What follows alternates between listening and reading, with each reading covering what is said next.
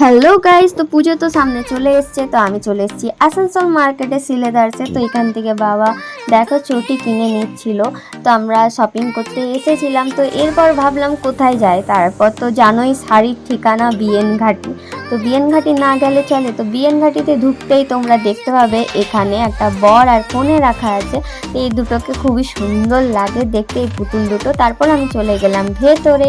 তো এখানে খুবই সুন্দর শাড়ির কালেকশন ছিল।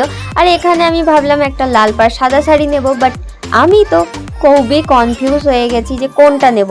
তো তোমরা কমেন্ট করে বলো তো এই দুটো সাদা শাড়ির মধ্যে আমি কোনটা নিয়েছি, যেটাতে অল ওভার কাজ করা আছে আর যেটাতে বুটি বুটি কাজ করা আছে, আমি কোনটা নিয়েছি তোমরা বলো তো দেখি কমেন্ট করে। তারপর আমি চলে গেলাম এখনকার ট্রেন্ডিং শাড়ি যে, তো মসলিন জামদানি নেওয়ার তো খুব ইচ্ছে ছিল। তো তারপর আমি চলে গেলাম মসলিন জামদানি দেখতে। তো এখানে অনেক কালেকশন দেখাচ্ছিল, তার মধ্যে দেখো আমি গ্রিনটাই বেছে নিলাম। তো গ্রিন কালারেরটা নিয়ে নিলাম অনেক কনফিউজের মধ্যে থেকে। তারপর এই দেখো আমাদের শপিং কমপ্লিট হয়ে গেছে। এরপর আমি চলে এসেছিলাম ক্যাশ কাউন্টারে বিলিংয়ের জন্য। তারপর আমি দাঁড়িয়েছিলাম, হচ্ছিলই না বলে। তারপর এখান থেকে বেরিয়ে তো পুরো শপিং করার পর খিদে পেয়ে গিয়েছিলো। তারপর এটা তো জানোই তোমরা বিখ্যাত মাধুরী। তো মাধুরীতে আমি না ঢুকে চলে গেলাম আনন্দে। তো আনন্দে গিয়ে আমি ধোসা অ্যান্ড চাউমিন খেলাম। তো তারপর চলে এলাম বাড়ি। তো দেখা হচ্ছে নেক্সট ব্লগে। Bye bye.